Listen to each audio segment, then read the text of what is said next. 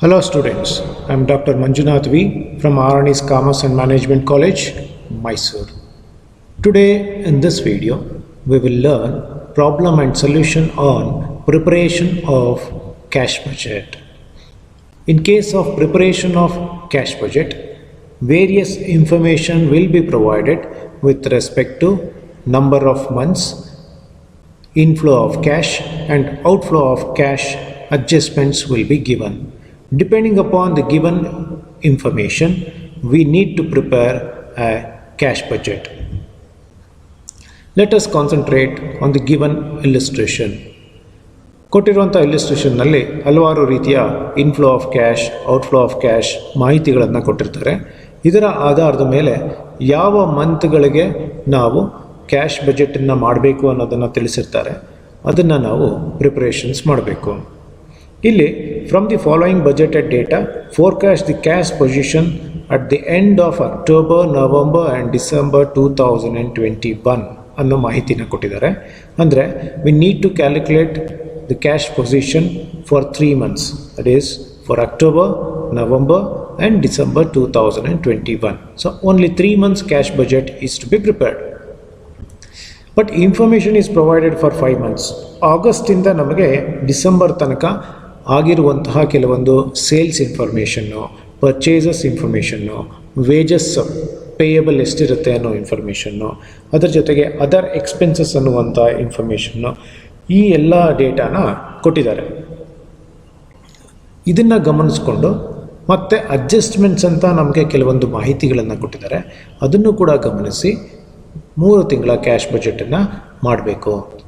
ಈಗ ಸೇಲ್ಸಿಗೆ ಸಂಬಂಧಪಟ್ಟಂತೆ ನಮಗೆ 6 lakh, 7 lakh, 8 lakh 40,000, 8 lakh, 8 lakh 40,000 ಅಂತ ಕೊಟ್ಟಿದ್ದಾರೆ 5 months.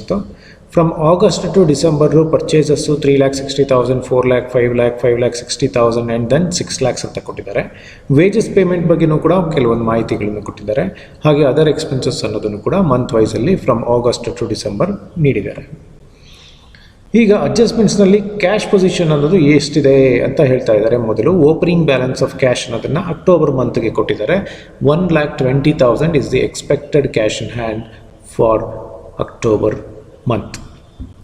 ಸೇಲ್ಸ್ ಬಗ್ಗೆ ಒಂದು ಮಾಹಿತಿ ಹೇಳ್ತಾ ಇದ್ದಾರೆ. 20% cash sales, what ever the sales which is given, the sales which is given, out of this sales 20% to be taken as cash sales and the balance is to be taken as credit sales, and the amount will be realized equally in 2 subsequent months. In 2 subsequent months in the sense, ಯಾವ ಮಂತ್ನಲ್ಲಿ sale ಆಗುತ್ತೋ ಅದು ಆದಂತಹ 2 subsequent ಮಂತ್ಸ್ನಲ್ಲಿ equal ಆಗಿ collect ಆಗುತ್ತೆ ಅನ್ನೋ ಒಂದು ಪದ ಇದೆ. Realised equally in 2 subsequent months ಅಂತ ಹೇಳ್ತಾರೆ. ಫಾರ್ ಎಕ್ಸಾಂಪಲ್, ಈಗ ಆಗಸ್ಟ್ ಮಂತನ್ನು ನಾವು ಕನ್ಸಿಡರ್ ಮಾಡ್ತೀವಿ ಅನ್ನೋದಾದರೆ 6 lakhs rupees ಟೋಟಲ್ ಸೇಲ್ಸ್ ಇದೆ ಅಂತ ಹೇಳ್ತಾ ಇದೆ. 6 lakhs rupeesನಲ್ಲಿ 20% ಏನಿರುತ್ತೆ ಕ್ಯಾಶ್ ಸೇಲ್ಸ್, ಅಂದರೆ 20% ಕ್ಯಾಶ್ ಸೇಲ್ಸು ಅಲ್ಲೇ ಸಿಗುತ್ತೆ ಆಗಸ್ಟ್ ಮಂತಲ್ಲೇ ಅಮೌಂಟ್. ಕ್ಯಾಶ್ ಸೇಲ್ಸ್ ಆದಾಗ ಇಮಿಡಿಯೇಟಾಗಿ ನಮಗೆ ಅಮೌಂಟು ಸಿಗುತ್ತೆ ಗೂಡ್ಸ್ ಸೇಲ್ ಮಾಡಿದ ತಕ್ಷಣ. ಸೊ 6 ಲಕ್ಷಕ್ಕೆ 20% ಅಂತ ಮಾಡಿದಾಗ it's 1,20,000. 1,20,000 will be collected in the month of August itself. What about the remaining balance? That is 6 lakhs minus 1,20,000 ಅಂತಂದರೆ ರಿಮೈಂಡರ್ ಈಸ್ 4,80,000. ಈ 4,80,000 rupees ಅಮೌಂಟ್ ಏನಿದೆ, that part of the amount to be taken as credit sales. Balance amount is credit sales. 6 lakhs minus 1,20,000 ಇಂದಾಗ 4,80,000. ಆ 4,80,000 will be realised equally in 2 subsequent months ಅಂತ ಹೇಳಿದ್ರೆ 4,80,000 divided by 2 ಅಂತ. 2 equally subsequent months ಅಂತಂದಾಗ ಆಗ ನಾವು equal ಆಗಿ ಬರೀಬೇಕು ಅಮೌಂಟು. 4,80,000 ಕ್ರೆಡಿಟ್ ಸೇಲ್ಸ್ಗೆ half of the amount is 2,40,000 and the remaining second half is 2,40,000. So ಹಾಗಿದ್ಮೇಲೆ 1 ಮಂತ್ ಆದ ನಂತರ ಅಂದರೆ ಆಗಸ್ಟ್ದು ಕ್ರೆಡಿಟ್ ಸೇಲ್ಸು 4,80,000 ಇದೆ. Out of 4,80,000, 2,40,000 first part of installment, 2,40,000 will be collected after 1 month, and remaining 2,40,000 will be collected after September. That is after 2 months of sales. After 2 months of sales, after 1 month of sales, 2,40,000. ಇನ್ನೊಂದು after 2 months of sale ಸಿಗುತ್ತೆ 2,40,000. So ಇದು working ನೋಟ್ನಲ್ಲಿ ನಾವು ಮಾಡ್ಕೋಬೇಕಾಗುತ್ತೆ ಸೇಲ್ಸ್ಗೆ ಸಂಬಂಧಪಟ್ಟಂತೆ 5 ಮಂತ್ಗೆ ಕೊಟ್ಟಿರುವಂತಹ these details is to be taken into account and 20% to be taken as cash sales, remaining part of sales to be taken as credit sales, and this credit sales is to be divided equally in 2 subsequent months. So we will concentrate this particular aspect in a working note. ಅಲ್ಲಿ ನಾವು ಇನ್ನೂ ಹೆಚ್ಚು ಅದ್ರ ಬಗ್ಗೆ discussion ಮಾಡ್ಬೋದು. Purchases ಬಗ್ಗೆ ಏನು ಹೇಳಿದ್ದಾರೆ? paid in the month following the month of supply. Paid in the month following the month of supply. Suppose 3,60,000 rupees supply ಆಗಿದೆ ಅಂತಂದಾಗ ಆಗಸ್ಟ್ನಲ್ಲಿ ಇದರದ್ದು ಪೇಮೆಂಟ್ ಮಾಡೋದು ಸೆಪ್ಟೆಂಬರ್ಗೆ. ಸೆಪ್ಟೆಂಬರ್ನಲ್ಲಿ 4 lakhs ಇದೆ ಅಂತಂದರೆ ಅದರದ್ದು ಸಪ್ಲೈ ಆಗಿರುವಂಥ ವ್ಯಾಲ್ಯೂ ಪೇಮೆಂಟ್ ಮಾಡೋದು ಅಕ್ಟೋಬರ್ನಲ್ಲಿ. ಹಾಗೆ October amount will be paid in the month of November and the value of supply of materials in the month of November will be paid in the month of December. ಆ ರೀತಿ ತೊಗೋಬೇಕು ಪರ್ಚೇಸಸ್ಗೆ. Wages to be paid first of next month ಅಂತಂದರೆ August ಪೂರ್ತಿ ಕೆಲಸ ಮಾಡಿದಾಗ September 1ಗೆ ದುಡ್ಡು ಕೊಡ್ತಾರೆ. ಅಂದರೆ ಆಗಸ್ಟ್ ಮಂತ್ದು wages will be paid in month of September month wages will be paid on the 1st of October, and then October month of wages will be paid on the 1st of November, and November month of wages will be paid on the 1st of December. So ಒಂದು ತಿಂಗಳು ಮುಂದೆ ಹೋಗುತ್ತೆ ಅನ್ನೋದನ್ನು ಅರ್ಥ ಮಾಡ್ಕೋಬೇಕು. Next rent ಅಂತ ಹೇಳಿದರೆ ಇದಕ್ಕೆ ಸಂಬಂಧಪಟ್ಟಂತೆ 7,000 per month to be paid in advance for 3 months in the month of October. So rent payable 7,000 rupees per month. But ಇದನ್ನು ನಾವು ಯಾವ ರೀತಿ ಪೇಮೆಂಟ್ ಮಾಡ್ತಾ ಇದ್ದೀವಿ? ಪೇಯ್ಡ್ ಇನ್ ಅಡ್ವಾನ್ಸ್ ಅಂತ ಹೇಳ್ತಾ ಇದ್ದೀವಿ. ಫಾರ್ 3 months 3 ತಿಂಗಳ ಬಾಡಿಗೆಯನ್ನು ವೆಲ್ ಇನ್ ಅಡ್ವಾನ್ಸ್ ನಾವು ಕೊಡ್ತಾ ಇದ್ದೀವಿ. ಅಂದರೆ 7,000 ಇಂಟು 3 ಅಂತ ಹೇಳಿದ್ರೆ 21,000. ಇದು ಯಾವ ಮಂತಲ್ಲಿ ಕೊಡಬೇಕು? 21,000 rent in month of October itself. ಅಕ್ಟೋಬರ್ನಲ್ಲೇ ನಾವು ಅಕ್ಟೋಬರ್, ನವಂಬರ್, ಡಿಸೆಂಬರ್ ಈ 3 ತಿಂಗಳ ರೆಂಟನ್ನು ವೆಲ್ ಇನ್ ಅಡ್ವಾನ್ಸ್ ಕೊಡ್ತಾ ಇದ್ದೀವಿ ಅಂತ ಹೇಳ್ತಾ ಇದ್ದಾರೆ. ಆ ಅಮೌಂಟನ್ನು ಬರೆದು ತೋರಿಸ್ಕೋಬೇಕು. ಇದು ಎಕ್ಸ್ಪೆಕ್ಟೆಡ್ ಕ್ಯಾಶ್ ಪೇಮೆಂಟ್ಸ್. ವೇಜಸ್ಸು ಕೂಡ ಪೇಮೆಂಟ್ ಅದರಿಂದ ಎಕ್ಸ್ಪೆಕ್ಟೆಡ್ ಕ್ಯಾಶ್ ಪೇಮೆಂಟ್ಸ್. ಪರ್ಚೇಸಸ್ಗೆ ಪೇಮೆಂಟ್ ಮಾಡ್ತೀವಿ, ಎಕ್ಸ್ಪೆಕ್ಟೆಡ್ ಕ್ಯಾಶ್ ಪೇಮೆಂಟ್ಸ್. ಸೇಲ್ಸ್ ಅನ್ನೋದು 2 ಥರ, ಒಂದು ಕ್ಯಾಶ್ ಸೇಲ್ಸು, ಒಂದು ಕ್ರೆಡಿಟ್ ಸೇಲ್ಸು. ಇದು ಕಲೆಕ್ಷನ್ ಅಂದರೆ ಎಕ್ಸ್ಪೆಕ್ಟೆಡ್ ಕ್ಯಾಶ್ ರಿಸಿಪ್ಟ್ಸ್ ಅನ್ನೋದಕ್ಕೆ ಇದನ್ನು ಬರಿತೀವಿ. ಅದರ್ ಎಕ್ಸ್ಪೆನ್ಸಸ್ ಅನ್ನೋದು ಕೂಡ ಪೇಯ್ಡ್ ಆಫ್ಟರ್ 1 month ಅಂತ ಹೇಳಿದರೆ ಇದನ್ನು ಎಕ್ಸ್ಪೆನ್ಸಸ್ಸು. ಪೇಯ್ಡ್ ಆಫ್ಟರ್ 1 month ಅಂದಾಗ ಆಗಸ್ಟ್ ಅದು ಸೆಪ್ಟೆಂಬರ್, ಅಕ್ಟೋಬರಲ್ಲಿ ಕೊಡುತ್ತೆ. ಮತ್ತು ಅಕ್ಟೋಬರ್ದು ಎಕ್ಸ್ಪೆನ್ಸಸ್ಸನ್ನು ನವಂಬರಲ್ಲಿ ಪೇಮೆಂಟ್ ಮಾಡ್ತೀವಿ. ನವಂಬರ್ದು ಎಕ್ಸ್ಪೆನ್ಸಸ್ಸನ್ನು it will be paid in the month of December. Income tax first instalment of advance tax of rupees 1,20,000 due on or before 15th December. So income tax advance tax payable 1,20,000 applicable only for the month of December ಮಂತ್ಗೆ ಮಾತ್ರ ಬರೆದು ತೋರಿಸ್ಬೇಕು ನಾವು budget ಮಾಡುವಾಗ. Next income from investment ಅಂತ ಹೇಳಿದರೆ ಅದು 1 lakh rupees ಇದೆ. It is to be received quarterly, October, January and etcetera ಅಂತ ಹೇಳ್ತಾರೆ. Quarterly means 3 months once. ಅಕ್ಟೋಬರಲ್ಲಿ ನಾವು ರಿಸೀವ್ ಮಾಡಾದಮೇಲೆ ನೆಕ್ಸ್ಟು 3 months ಆದಮೇಲೆ ಯಾವುದು? ಜನವರಿನಲ್ಲಿ ರಿಸೀವ್ ಮಾಡ್ತೀವಿ. ಹಾಗೆ ನೆಕ್ಸ್ಟು ಜನವರಿ ಆದಮೇಲೆ ಯಾವಾಗ ರಿಸೀವ್ ಮಾಡ್ತೀವಿ? ಫೆಬ್ರವರಿ, ಮಾರ್ಚ್ ಆದಮೇಲೆ ಏಪ್ರಿಲ್, 3 ತಿಂಗಳಿಗೆ ಕೌಂಟ್ ಮಾಡಿದಾಗ. ಸೊ ಹಾಗೆ ಆ ಕ್ವಾರ್ಟರ್ಲಿ ಬೇಸಿಸ್ ಮೇಲೆ income from investment amount to be received is rupees 1 lakh.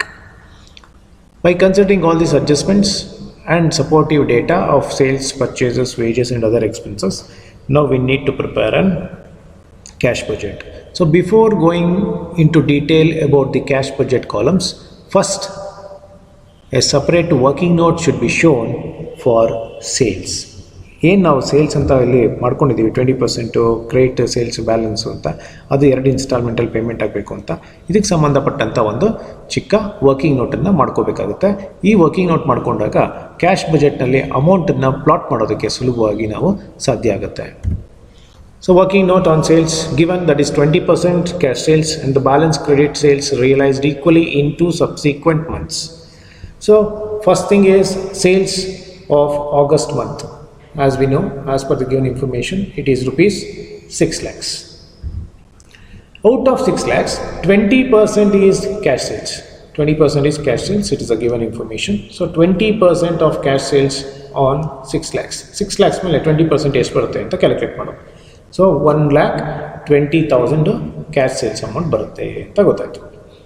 Now credit sales ಅಂದರೆ ಎಷ್ಟಾಯಿತು 6 lakhs ಅಲ್ಲಿ minus 1,20,000. The remainder balance is credit sales, that is 4,80,000. This 4,80,000 is the credit sales.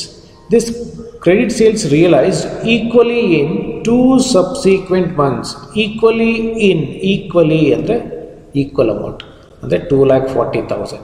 2,40,000 two subsequent installments of months. ಹಾಗಿದ್ಮೇಲೆ ಮೊದಲನೇ instalment after 1 month. After 1 month ಅಂತಂದರೆ ಏನರ್ಥ, ಆಗಸ್ಟಲ್ಲಿ sale ಆಗಿದೆ, after 1 month is September. So after 1 month of credit sales 2,40,000 will be collected in the month of September. Two subsequent months ಅಂತ ಹೇಳಿದಾಗ next ಇನ್ನೊಂದು installment ಬೇಕು, reminder 2,40,000. Reminder 2,40,000 amount it will be collected after 2 months.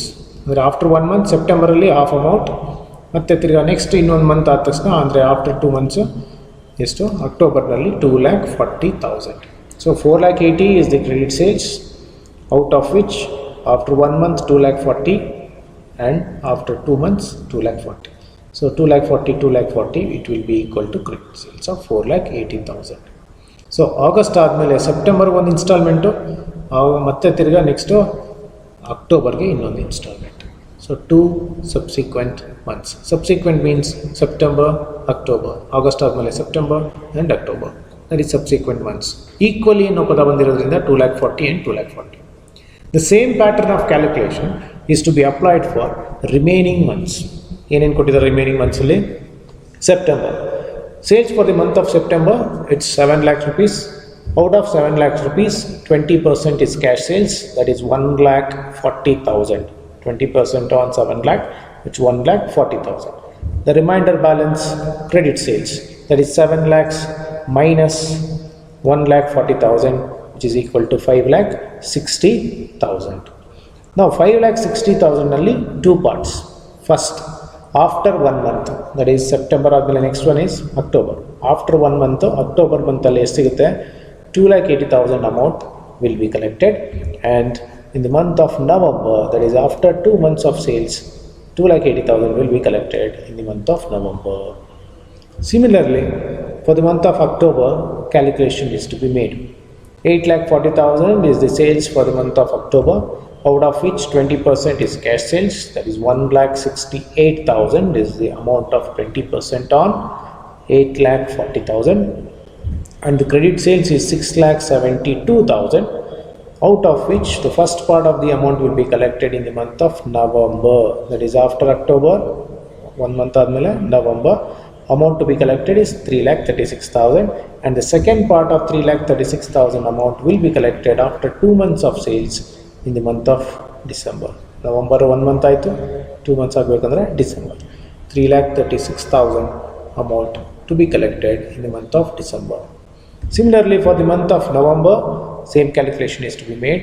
Sales of November month is 8 lakhs, and then 20% is cash sales, that is 1,60,000, and then credit sales is 6,40,000. Half of the amount is 3,20,000 will be collected after 1 month, month of December, and then after 2 months, in the sense January. Next year, January, 3,20,000 amount will be collected. But please remember, we prepare a cash position or a cash budget for 3 months, that is October, November and December. But as per the pattern of working note, we need to show that the amount will be collected in the month of December after 1 month, and after 2 months amount will be collected in the month of January. So as per working note, this amount of 8 lakh will be divided as credit sales of 6,40,000, and 2 bifurcations are made. But this particular transaction amount will not be shown in the cash budget, but it is to be shown as a working note. That's it. Next is December, 8,40,000, out of which 20% is 1,68,000 is the cash sales, and credit sales 6,72,000, and 3,36,000 will be collected after 1 month, that is December ಆದಮೇಲೆ next 1 month January ಗೆ. ಇದೆಲ್ಲೂ ಬರೆಯೋದಿಲ್ಲ ನಾವು amount, ಈ amounts but ಯಾಕೆ ಈ working note ಮಾಡಬೇಕು ಅಂತಂದರೆ ನಮಗೆ December ಮಂತ್ದಂತೂ ಮಾಡಲೇಬೇಕು ಕ್ಯಾಶ್ ಬಜೆಟು. ಈ ಡಿಸೆಂಬರ್ ಮಂತ್ ಸೇಲ್ಸಲ್ಲಿ ಎಷ್ಟು ಕ್ಯಾಶ್ ಸೇಲ್ಸ್ ಇದೆ ಅನ್ನೋದು ನಮ್ಗೆ ಗೊತ್ತಾಗಬೇಕು. ಯಾಕಂದರೆ ಆ ಅಮೌಂಟನ್ನು ಬರೀಲೇಬೇಕು. ಕ್ಯಾಶ್ ಸೇಲ್ಸ್ ಅಮೌಂಟ್ ಇದೆಯಲ್ಲ 1,68,000, ಈ ಅಮೌಂಟನ್ನು ಕ್ಯಾಶ್ ಬಜೆಟ್ ಮಾಡುವಾಗ ಬರದೇ ಬರೀತೀವಿ. ಅದಕ್ಕೋಸ್ಕರ ಇಲ್ಲಿ ತನಕ ಮಾಡಿರ್ತೀವಿ, ಕ್ರೆಡಿಟ್ ಸೇಲ್ಸ್ ಎಷ್ಟು ಅನ್ನೋದು ಕಂಡುಹಿಡ್ದಿರ್ತೀವಿ. ಆದರೆ ಕ್ರೆಡಿಟ್ ಸೇಲ್ಸ್ ಅಮೌಂಟನ್ನು ಕಲೆಕ್ಟ್ ಮಾಡುವಂಥ ವಿಧಾನನ ಆ್ಯಸ್ ಅನ್ ಎಕ್ಸ್ಟ್ರಾ ವರ್ಕಿಂಗ್ ನೋಟಾಗಿ ತೋರಿಸಿರ್ತೀವಿ. In the month of January 3,36,000, in the month of February 3,36,000 ಬರುತ್ತೆ ಅಂತ 2 ಇನ್ಸ್ಟಾಲ್ಮೆಂಟಲ್ಲಿ. ಬಟ್ ಆದರೆ ನಮಗೆ ಈಗ ಕೊಟ್ಟಿರೋ ಇನ್ಫಾರ್ಮೇಷನ್ಗೆ ಈ 2 ಕಾಲಮ್ ಅಮೌಂಟ್ ಏನಿದೆ ಇದನ್ನು ಎಲ್ಲೂ ಬರೆಯಲ್ಲ. ಬಟ್ ವರ್ಕಿಂಗ್ ನೋಟ್ನಲ್ಲಿ ತೋರಿಸ್ಬೇಕು. As part of working note it should be shown. That's it. Now, preparation of cash budget for 3 months from October 2021 to December 2021. As we know in the earlier previous video, first thing is to be recorded in a cash budget is opening balance of cash. ಯಾವ ಮಂತ್ದು ನಾವು ಶುರು ಮಾಡಬೇಕಾಗಿದೆಯೋ budget, ಆ ಮಂತ್ನ first opening balance of cash ಕೊಟ್ಟಿರ್ತಾರೆ, ಅದನ್ನು ನಾವು ಗಮನಿಸಬೇಕು. ಅಡ್ಜಸ್ಟ್ಮೆಂಟ್ಸ್ನಲ್ಲಿ ಕೊಟ್ಟಿರೋದನ್ನು ನೋಡಿ ಬರಿಬೇಕಾಗುತ್ತೆ. ಇಲ್ಲಿ ನಮಗೆ ಓಪನಿಂಗ್ ಬ್ಯಾಲೆನ್ಸ್ ಆಫ್ ಕ್ಯಾಶ್ ಅಂತ ಕೊಟ್ಟಿದ್ದಾರೆ amount, that is 1,20,000 opening balance of cash first adjustment. So adjustment, problem ಮತ್ತು ಏನು ಕೊಟ್ಟಿದ್ದಾರೆ ಅದು ವರ್ಕಿಂಗ್ ನೋಟ್, ಇದು ಎರಡನ್ನೂ ಕೂಡ ಒಂದು ಶೀಟ್ನಲ್ಲಿ ಫಸ್ಟು ನೀವು ಮಾರ್ಕ್ ಮಾಡಿ ಬರ್ಕೊಂಡಿದ್ದು, ಅದಾದ ನಂತರ ಕ್ಯಾಶ್ ಬಜೆಟನ್ನು ನೀವು ಗಮನ ಕೊಡಬೇಕು ಪ್ರಿಪರೇಷನ್ಗೆ.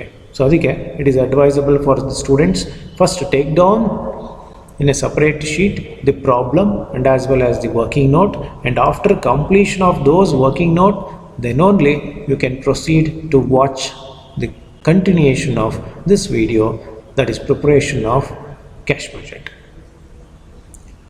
Opening balance of cash, that is 1,20,000, for which expected cash receipts is to be added. Add ಮಾಡಬೇಕು. ಎಕ್ಸ್ಪೆಕ್ಟೆಡ್ ಕ್ಯಾಶ್ ರಿಸಿಪ್ಟ್ಸ್ ಅಂತಂದರೆ ಯಾವ್ಯಾವುದು ಇನ್ಫ್ಲೋ ಆಫ್ ಕ್ಯಾಶ್ ಬರುತ್ತೆ, ಆ ಇನ್ಫ್ಲೋ ಆಫ್ ಕ್ಯಾಶ್ ಅಮೌಂಟನ್ನು ನಾವು ಟೋಟಲ್ ಮಾಡ್ತಾ ಹೋಗಬೇಕು. ಕ್ಯಾಶ್ ಸೇಲ್ಸ್ ಅಂತ ಹೇಳಿದ್ದಾರೆ, receivable in the respective month of sales. Receivable in the respective month of sales ಅಂತಂದರೆ ಯಾವ ಮಂತಲ್ಲಿ ಸೇಲ್ ಆಗುತ್ತೋ ಅಮೌಂಟು ಅಲ್ಲೇ ನಮಗೆ ಕ್ಯಾಶ್ ಸೇಲ್ ಸಿಗುತ್ತೆ. ಎಷ್ಟು ಅಂತ ಹೇಳಿದ್ದೀವಿ, 20% ಅಂತ ನಮ್ಗೆ ಗೊತ್ತು. ಸೊ ಈಗ ಅಕ್ಟೋಬರ್ ಮಂತ್ದು ವರ್ಕಿಂಗ್ ನೋಟ್ ಮಾಡಿದ್ದೀವಿ, sales for the month of October ಅಂತ. ಅಕ್ಟೋಬರ್ ಮಂತ್ದು ಸೇಲ್ಸ್ ಎಷ್ಟಿದೆಯೋ ಅದರಲ್ಲಿ 20% ಎಷ್ಟು ಅಂತ ವರ್ಕಿಂಗ್ ನೋಟ್ನಲ್ಲಿ ತೋರಿಸ್ಕೊಂಡಿದ್ದೀವಿ. ಎಷ್ಟಿದೆ, 1,68,000.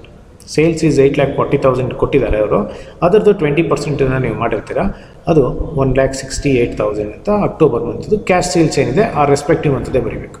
ನೆಕ್ಸ್ಟ್ ನವಂಬರ್ ಮಂತ್ ಅಂತ ಏನಿದೆ ನಮಗೆ, ಆ ಒಂದು ಮಾಡಿರೋ ಅಂಥ ಅಡ್ಜಸ್ಟ್ಮೆಂಟನ್ನು ಗಮನಿಸಬೇಕು, ವರ್ಕಿಂಗ್ ನೋಟನ್ನು ಗಮನಿಸಬೇಕು. ಅಲ್ಲಿ ನಮಗೆ 8 lakhs ಅಂತ ನವಂಬರ್ ಮಂತ್ದು ಸೇಲ್ಸ್ ಬಂದಿತ್ತು, ಅದರದ್ದು 20%ನ್ನು ವರ್ಕಿಂಗ್ ನೋಟ್ನಲ್ಲಿ ತೋರಿಸ್ಕೊಂಡಿದ್ದೀವಿ, 1,60,000. ಆ್ಯಂಡ್ ದಿಸ್ ನವಂಬರ್ ಮಂತ್ ಸೇಲ್ಸಲ್ಲಿ 1,60,000 ಅದೇ ಮಂತಲ್ಲಿ ಸಿಗುತ್ತೆ, ಕ್ಯಾಶ್ ಸೇಲ್ಸ್ ಬರೀಬೇಕು. ನೆಕ್ಸ್ಟ್ ಡಿಸೆಂಬರ್ನಲ್ಲಿ 8,40,000 ಸೇಲ್ಸನ್ನು ವರ್ಕಿಂಗ್ ನೋಟ್ ಮಾಡಿದ್ದೀವಿ, ಅದರದ್ದು 20% 1,68,000. So cash sales 20% to be received in the respective month. ಅಂದರೆ ಈ ಮಂತ್ದು ವರ್ಕಿಂಗ್ ನೋಟೇ ಮಾಡಿದಿರ್ತೀರಲ್ಲ ಅದನ್ನೇ ಗಮನಿಸಿದ್ರೆ ನಿಮಗೆ ಕ್ಯಾಶ್ ಸೇಲ್ಸ್ ಎಷ್ಟು ಅಂತ ವರ್ಕಿಂಗ್ ನೋಟಲ್ಲಿ ಸಿಗುತ್ತೆ. ಅದನ್ನು ನೋಡ್ಕೊಂಡು ಇಲ್ಲಿ ಬರೀಬೇಕು, ಪ್ಲಾಟ್ ಮಾಡಬೇಕು value.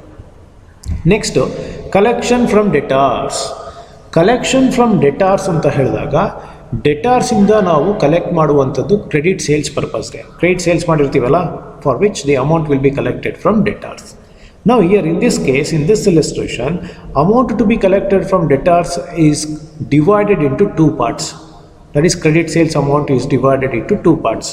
One, the first part of the installment will be collected after 1 month, and the second part of the amount will be collected after 2 months. ಅವರು ಹೇಳಿದರೆ ಈ collected R realised equally in 2 subsequent months ಅಂತ ಕೊಟ್ಟಿದ್ರಲ್ಲ, ಅದಕ್ಕೆ ಸಂಬಂಧಪಟ್ಟಂಥ adjustment ನಾವು ಮಾಡಿದ್ದೀವಿ, working ನೋಟನ್ನು ಗಮನಿಸಿದ್ದೀವಿ.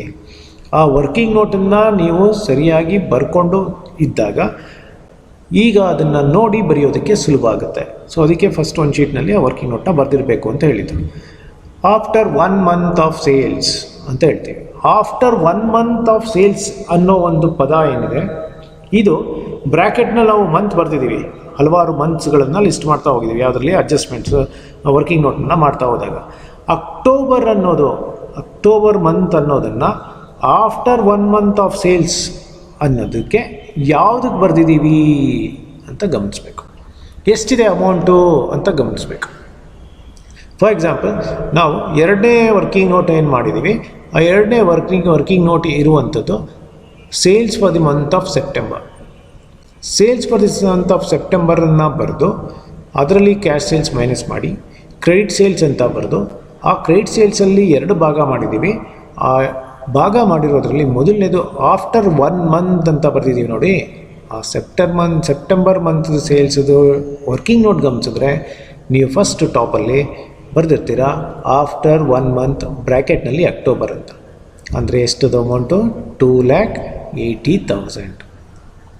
ಆ ಅಮೌಂಟನ್ನು ನೋಡಿ ಬರೀಬೇಕು ವರ್ಕಿಂಗ್ ನೋಟಲ್ಲಿ ನೋಡ್ಕೊಂಡು. ಅದೇ ರೀತಿ ನವಂಬರ್ ಅಂತ ಬರಬೇಕು ಅಂದಾಗ ಆಫ್ಟರ್ 1 ಮಂತ್ ಆಫ್ ಸೇಲ್ಸ್ ಅಂತ ಬರೆದಿರೋ ಜಾಗಕ್ಕೆ ಬ್ರ್ಯಾಕೆಟ್ನಲ್ಲಿ ನವಂಬರ್ ಅಂತ ಯಾವುದಿದೆಯೋ ಅದ್ರ ಕೆಳಗಡೆ ಯಾವ ಅಮೌಂಟ್ ಕಾಣಿಸ್ತಾ ಇದೆಯೋ ಅದನ್ನು ನೀವು ನವಂಬರ್ಗೆ ಬರೀಬೇಕು. That is 3,36,000. Observe the previous working note and then as per which plot the amount. For December also after 1 month ಅಂತ ನೀವು ಬರ್ತಿರ್ತೀರ. ನವಂಬರ್ ಸೇಲ್ಸ್ ನೋಡಿ, ನವಂಬರ್ ಸೇಲ್ಸ್ದ ಅಡ್ಜಸ್ಟ್ಮೆಂಟನ್ನ ನೀವು ವರ್ಕಿಂಗ್ ನೋಟಲ್ಲಿ ಮಾಡಿರೋದಕ್ಕೆ ಇಲ್ಲಿ ಅಮೌಂಟ್ ಸಿಗುತ್ತೆ ಡಿಸೆಂಬರ್ಗೆ 3,20,000. ಸೊ ಇದು ಆಫ್ಟರ್ 1 ಮಂತ್ ಆಫ್ ಸೇಲ್ಸ್ ಅಂತ ನಾವೇನು ಹೇಳ್ಕೊಂಡಿದ್ದೀವಿ ಅದಕ್ಕೆ ಸಂಬಂಧಪಟ್ಟಂಥದ್ದು. ಸೊ ಈಗ ಆಫ್ಟರ್ 2 ಮಂತ್ಸ್ ಆಫ್ ಸೇಲ್ಸ್, ಎರಡನೇ ಇನ್ಸ್ಟಾಲ್ಮೆಂಟು ನಾವು ಕಲೆಕ್ಟ್ ಮಾಡ್ತಿದ್ದೀವಲ್ಲ ಅದನ್ನು ನಾವು ಹೇಳ್ತಾ ಇರೋದು after 2 months of sales. 2 months of sales ಅಂತಂದರೆ ಆಗಸ್ಟಲ್ಲಿ ಸೇಲ್ ಆಗಿದೆಯಲ್ಲ, ಆಗಸ್ಟಲ್ಲಿ ಸೇಲ್ ಆಗಿರೋ ಅಂಥದ್ದನ್ನು ವರ್ಕಿಂಗ್ ನೋಟ್ ಮೊದಲನೇದು ಗಮನಿಸಿದ್ರೆ after 1 month of sales 1 instalment ಸಿಕ್ಕಿರುತ್ತೆ. ಕೆಳಗಡೆ ಆಫ್ಟರ್ 2 ಮಂತ್ಸ್ ಆಫ್ ಸೇಲ್ಸ್ ಅಂತ ಬರ್ತಿದ್ದೀವಿ. ಬ್ರ್ಯಾಕೆಟ್ನಲ್ಲಿ ನಾವು ಅಲ್ಲಿ ಮೆನ್ಷನ್ ಮಾಡಿರ್ತೀವಿ, ಏನಂತ? ಅಕ್ಟೋಬರ್ ಅಂತ ಮೆನ್ಷನ್ ಮಾಡಿರ್ತೀವಿ. ಅದನ್ನು ಗಮನಿಸಿದಾಗ ನಿಮ್ಗೆ ವ್ಯಾಲ್ಯೂ ಗೊತ್ತಾಗುತ್ತೆ 2,40,000. ಹಾಗೆಯೇ ಆಫ್ಟರ್ 2 ಮಂತ್ಸ್ ಆಫ್ ಸೇಲ್ಸ್ ಅನ್ನೋದನ್ನು ನವಂಬರ್ಗೆ ಎಲ್ಲಿ ಬರ್ತಿದ್ದೀರಾ ವರ್ಕಿಂಗ್ ನೋಟಲ್ಲಿ ಗಮನಿಸಿ ಆ ಅಮೌಂಟನ್ನು ಪ್ಲಾಟ್ ಮಾಡಿ 2,80,000. Similarly, for December also, after 2 months of sales to be recorded as 3,36,000. And all these numbers are plotted by observing the working note. ಅದಕ್ಕೆ ವರ್ಕಿಂಗ್ ನೋಟನ್ನು ನೀವು ಸಂಪೂರ್ಣವಾಗಿ ಜೋಪಾನವಾಗಿ ಫಸ್ಟ್ ಗಮನಿಸಬೇಕು. ಅದಾದ ನಂತರ ಇಲ್ಲಿ ಅಮೌಂಟನ್ನು ಪ್ಲಾಟ್ ಮಾಡಬೇಕು. That is all about collection from debtors. Next income from investments receivables. ಒಂದು ಐಟಮ್ ಕೊಟ್ಟಿದ್ದಾರೆ, ಇನ್ಕಮ್ ಫ್ರಮ್ ಇನ್ವೆಸ್ಟ್ಮೆಂಟ್ಸ್ ಬರುತ್ತೆ ಅಮೌಂಟು ಅಂತ. ಅದನ್ನು ಎಕ್ಸ್ಪೆಕ್ಟೆಡ್ ಕ್ಯಾಶ್ ರಿಸಿಪ್ಟ್ಸ್ ಅಂತ ಕರಿತಾ ಇದ್ದೀವಿ. ಯಾವ ಮಂತಲ್ಲಿ ಬರುತ್ತೆ ಅಂತ ಹೇಳಿದ್ದಾರೆ ಅವರು? ಅಕ್ಟೋಬರ್ನಲ್ಲಿಲ್ಲ ಡ್ಯಾಶ್, ನವಂಬರ್ನಲ್ಲಿಲ್ಲ ಡ್ಯಾಶ್, ಡಿಸೆಂಬರ್ನಲ್ಲಿ ನಮಗೆ 1,00,000 ರೂಪೀಸ್ ಸಿಗುತ್ತೆ ಅಂತ ಹೇಳಿದ್ದಾರೆ. ಸೊ ಅದಕ್ಕೆ ಡಿಸೆಂಬರ್ ಕಾಲಮ್ಗೆ ಮಾತ್ರ 1,00,000 ರೂಪೀಸ್ ಅಮೌಂಟನ್ನು ಬರೆದು ತೋರಿಸ್ಬೇಕು. ನಾವು next is total expected cash receipts. ಮೊದಲನೇ ಕಾಲಮ್ ಮಾತ್ರ ಟೋಟಲ್ ಮಾಡಬೇಕು. ಯಾಕೆ ಅಂದರೆ ಈ ಕಾಲಮ್ದು ಕಂಪ್ಲೀಷನ್ ಆಫ್ ಟ್ರಾನ್ಸಾಕ್ಷನ್ಸ್ ಆದಮೇಲೆ ಕ್ಲೋಸಿಂಗ್ ಬ್ಯಾಲೆನ್ಸ್ ಆಫ್ ಕ್ಯಾಶ್ ಏನು ಸಿಗುತ್ತೋ that will become an opening balance of cash for the month of November. So that's why concentrate only with respect to October column. So ಇದನ್ನು ಮಾತ್ರ total ಮಾಡಬೇಕು. 8,08,000 8,08,000 ಇದು ನಮಗೆ total ಬಂದಿರುವಂಥದ್ದು for the month of ಅಕ್ಟೋಬರ್ಗೆ ನಮಗೆ ಇಲ್ಲಿ ಟೋಟಲ್ ಬಂತು. So ಈಗ ಕಂಟಿನ್ಯೂಷನ್ ಮಾಡ್ತೀವಿ. ಎಕ್ಸ್ಪೆಕ್ಟೆಡ್ ಕ್ಯಾಶ್ ರಿಸಿಪ್ಟ್ಸ್ ಟೋಟಲ್ ಇದೆ 8,08,000. ಅದ್ರ ಕೆಳಗಡೆ ಎಕ್ಸ್ಪೆಕ್ಟೆಡ್ ಕ್ಯಾಶ್ ಪೇಮೆಂಟ್ಸ್. ಯಾವ್ಯಾವುದು ಪೇಮೆಂಟ್ ಮಾಡಬೇಕು ಅಂತಿದ್ದೀವಿ? Payment to creditors. Supply of material ಅಂತಿದೆಯಲ್ಲ ಅದಕ್ಕೆ payment to creditors. After 1 month of sale, 1 month of purchase ಅಂತ ಹೇಳ್ತಾರೆ. Following the month of supply ಅಂತಂದರೆ ಯಾವ ಮಂತಲ್ಲಿ ಸಪ್ಲೈ ಮಾಡಿದಾರೋ ಅದರ ನೆಕ್ಸ್ಟ್ ಮಂತ್ಗೆ ಪೇಮೆಂಟ್ ಮಾಡೋದು ಅಂತ ಅರ್ಥ. ಹಾಗಿದ್ಮೇಲೆ ಸೆಪ್ಟೆಂಬರ್ ಮಂತ್ದು ಅಕ್ಟೋಬರಲ್ಲಿ ಪೇಮೆಂಟ್ ಆಗುತ್ತೆ. ಅಕ್ಟೋಬರ್ ಮಂತ್ದು ಪರ್ಚೇಸಸ್ ಏನಿದೆಯೋ ಅದರದ್ದು ನವಂಬರಲ್ಲಿ ಪೇಮೆಂಟ್ ಆಗುತ್ತೆ. ನವಂಬರಲ್ಲಿ ಇರುವಂಥದ್ದು ಏನಿದೆಯೋ ಅದು ಡಿಸೆಂಬರ್ಗೆ ಪೇಮೆಂಟ್ ಆಗಿರುತ್ತೆ. ಇದನ್ನು ನಾವು ಕೊಟ್ಟಿರುವಂಥ ಇಲ್ಲಿಸ್ಟ್ರೇಷನ್ಸನ್ನು ನೋಡಿಕೊಂಡು ಅಲ್ಲಿದ್ದ ಆಧಾರದ ಮೇಲೆ ಗಮನಿಸಿ ಅಡ್ಜಸ್ಟ್ಮೆಂಟನ್ನು ಬರೀಬೇಕು. ನೆಕ್ಸ್ಟು ಪೇಮೆಂಟ್ ಆಫ್ ವೇಜಸ್ ಅಂತ ಹೇಳ್ತಾರೆ. ವೇಜಸ್ಗೆ next month of first date ಅಂತ ಕೊಡ್ತೀವಿ ಅಂತ ಹೇಳಿದ್ದಾರೆ. ಹಾಗಿದ್ಮೇಲೆ ಫುಲ್ ಸೆಪ್ಟೆಂಬರ್ ಕೆಲಸ ಮಾಡಾದಮೇಲೆ ಫಸ್ಟ್ ಅಕ್ಟೋಬರ್ಗೆ ಪೇಮೆಂಟ್ ಆಗುತ್ತೆ 1,20,000. ಅಂದರೆ ಸೆಪ್ಟೆಂಬರ್ ಮಂತ್ದು wages will be paid in the month of October. And October month wages it will be paid in the month of November.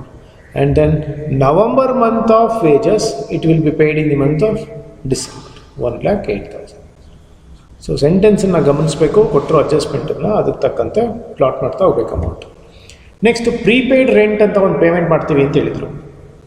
Prepaid rent payable in advance for 3 months ಅಂತ ಹೇಳಿದರು. 1 monthಗೆ 7,000 rupees ಅಂತ ಹೇಳಿದರು.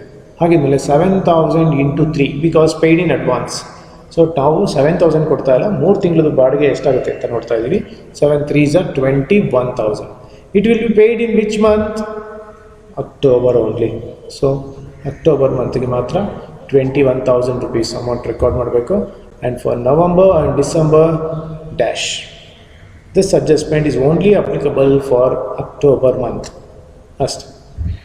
Other expenses payable following the month of expenses incurred, that is next month. So ಸೆಪ್ಟೆಂಬರ್ದು ಅಕ್ಟೋಬರಲ್ಲಿ ಕೊಡೋದು, October ಮಂತ್ದು ಎಕ್ಸ್ಪೆನ್ಸಸ್ಸನ್ನು ನವಂಬರಲ್ಲಿ ಕೊಡೋದು, ನವಂಬರಲ್ಲಿ ಆಗಿರುವಂಥ ಎಕ್ಸ್ಪೆನ್ಸಸ್ಸನ್ನು ಡಿಸೆಂಬರ್ನಲ್ಲಿ ಕೊಡುವಂಥದ್ದು. ಇದು ಅಡ್ಜಸ್ಟ್ಮೆಂಟಲ್ಲಿ ನಮಗೆ ಹೇಳಿದ್ದಾರೆ. ಕೊಟ್ಟಿರೋ ಇಲಿಸ್ಟ್ರೇಷನ್ನಲ್ಲೂ ಕೂಡ ಅದರ್ ಎಕ್ಸ್ಪೆನ್ಸಸ್ ಅನ್ನೋ ಒಂದು ಅಮೌಂಟ್ ಇದೆ. ಅಲ್ಲಿ ನೀವು ಗಮನಿಸ್ಕೊಂಡು ಯಾವುದು ಸೆಪ್ಟೆಂಬರ್ಗಿದೆಯೋ ಅದು ಅಕ್ಟೋಬರ್ಗೆ ಬರೀರಿ, ಯಾವುದು ಅಕ್ಟೋಬರಲ್ಲಿ ಇದೆಯೋ ವ್ಯಾಲ್ಯೂ ಮಂತ್ ಮುಂದೆ ಅದನ್ನು ನೆಕ್ಸ್ಟು ನವಂಬರ್ಗೆ ಬರೀರಿ. ನವಂಬರಲ್ಲಿ ಕೊಟ್ಟಿರುವಂಥ ವ್ಯಾಲ್ಯೂ ಅಮೌಂಟ್ ಏನಿದೆಯೋ ಅದು ಡಿಸೆಂಬರ್ಗೆ ಬರೀಬೇಕು. ಅಡ್ವಾನ್ಸ್ ಇನ್ಕಮ್ ಟ್ಯಾಕ್ಸ್ ಕೂಡ ಕೊಡಬಹುದು ಅಂತ ಹೇಳ್ತಾ ಇದ್ದಾರೆ ಎಕ್ಸ್ಪೆಕ್ಟೆಡ್ ಕ್ಯಾಶ್ ಪೇಮೆಂಟ್ಸ್ನಲ್ಲಿ. ಈ ಅಡ್ವಾನ್ಸ್ ಇನ್ಕಮ್ ಟ್ಯಾಕ್ಸ್ ಪೇಯಬಲ್ ಅನ್ನೋದು ನಮಗೆ ಅಮೌಂಟು ಎಷ್ಟು ಬಂದಿದೆ? 1,20,000. ಇದನ್ನು ಯಾವ ಮಂತ್ಗೆ ಬರೀಬೇಕು? On or before 15th December ಅಂತ ಅಡ್ಜಸ್ಟ್ಮೆಂಟಲ್ಲಿ ಹೇಳಿದ್ದಾರೆ. ಅದರ ಅರ್ಥ ಅಷ್ಟೇ, ನಾವು ಡಿಸೆಂಬರ್ ಮಂತಲ್ಲಿ ಪೇಮೆಂಟ್ ಮಾಡ್ತೀವಿ ಅಂತ. ಸೊ 1,20,000 ಅಡ್ವಾನ್ಸ್ ಇನ್ಕಮ್ ಟ್ಯಾಕ್ಸ್ ಪೇಯಬಲನ್ನು ಬರೆದು ತೋರಿಸ್ಕೊಳ್ಳುವಂಥದ್ದು. Now we have payments. ಈಗ we need to concentrate only on October month. ಇದನ್ನು ಮಾತ್ರ ಟೋಟಲ್ ಮಾಡೋಣ. ಇಷ್ಟು ಮಾತ್ರ ಟೋಟಲ್ ಮಾಡಿದ್ರೆ ಎಕ್ಸ್ಪೆಕ್ಟೆಡ್ ಕ್ಯಾಶ್ ಪೇಮೆಂಟ್ಸು ನಮಗೆ ಅಮೌಂಟು 5,71,000 ಅಂತ ಬರುತ್ತೆ. ಈಗ total expected cash receipts 8,08,000. Total expected cash payments for the month of October is 5,71,000. The difference between these two is the closing balance of cash, that is 2,37,000. 2,37,000 ಅನ್ನೋದು ನಮಗೆ closing balance of cash for the month of October ಅಂತ ಗೊತ್ತಾಗುತ್ತೆ. ಹಾಗಿದ್ಮೇಲೆ ಈಗ next continuation ಆಗಬೇಕು November ಮಂತ್ಗೆ.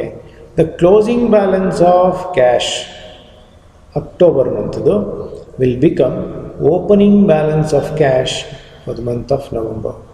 So ಅದಕ್ಕೆ November ಮಂತ್ಗೆ next ನಾವು ಓಪನಿಂಗ್ ಬ್ಯಾಲೆನ್ಸನ್ನು ಇಲ್ಲಿ ಬರಿಬೇಕಾಗಿದೆ.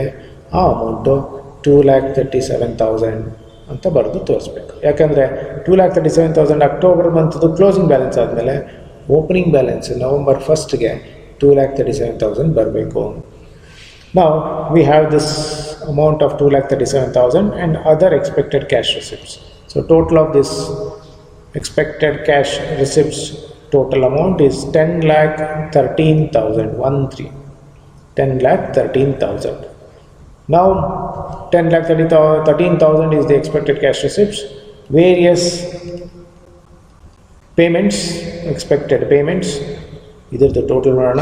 6,35,000 is the expected payments. Now 10,13,000 minus 6,35,000, the remainder balance 3,78,000, and this 3,78,000 is the closing balance of cash for the month of November. This amount of 3,78,000 of closing balance will become an opening balance for the month of December. ಇಲ್ಲಿ ನಾವು ಡಿಸೆಂಬರ್ದು opening balance ಎಷ್ಟು ಅಂತ ನಾವು ಬರಿತೀವಿ. Closing balance ಏನಿತ್ತು ನವಂಬರ್ದು 3,78,000. It will become an opening balance for December 3,78,000. Now the total of this December expected cash receipts ಏನಿದೆ December ಮಂತ್ದು ಅಷ್ಟದು ಕೂಡ ನಾವು ಟೋಟಲ್ ಮಾಡೋಣ. ಆ ಟೋಟಲ್ ನಮಗೆ 13,02,000 ಅಂತ ಬರುತ್ತೆ. ಈ 13,02,000 is the total expected cash receipts. The total expected cash receipts 13,02,000. This 13,02,000 of total cash expected receipts ಏನಿದೆ ಅದನ್ನು ತೊಗೊಳ್ಳೋಂಥದ್ದು. ಈ ಎಕ್ಸ್ಪೆಕ್ಟೆಡ್ ಕ್ಯಾಶ್ ರಿಸಿಪ್ಟ್ಸ್ನಲ್ಲಿ ಎಕ್ಸ್ಪೆಕ್ಟೆಡ್ ಕ್ಯಾಶ್ ಪೇಮೆಂಟ್ಸ್ ಏನಿದೆ ಅನ್ನೋದನ್ನು ಡಿಸೆಂಬರ್ ಮಂತ್ದು ಫಸ್ಟ್ ಟೋಟಲ್ ಮಾಡೋಣ. ಡಿಸೆಂಬರ್ ಮಂತ್ದು total of these 4 items, expected cash payments, that is 8,08,000. This 8,08,000 is the expected cash payments total, and then December month these are expected cash receipts. ಇವೆರಡರ ನಡುವಿನ ವ್ಯತ್ಯಾಸ ಏನಿದೆ ಅದನ್ನು ಕಂಡುಹಿಡಿಯುವಂಥದ್ದು. 13,02,000 minus 8,08,000. The difference between these two is 4,94,000, and this 4,94,000 is the closing balance of cash for the month of December. Now we completed the cash budget preparation for 3 months from October 2021 to December 2021.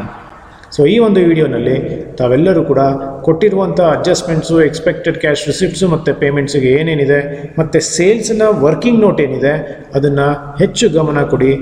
ಅದರ ಮುಖಾಂತರ ನಾವು cash ಬಜೆಟನ್ನು ಹೇಗೆ prepare ಮಾಡಿದ್ದೀವಿ ಅನ್ನೋದನ್ನು ಅರ್ಥ ಮಾಡ್ಕೊಂಡಿದ್ದೀವಿ. So thanks for watching this video, and I will see you in the next video.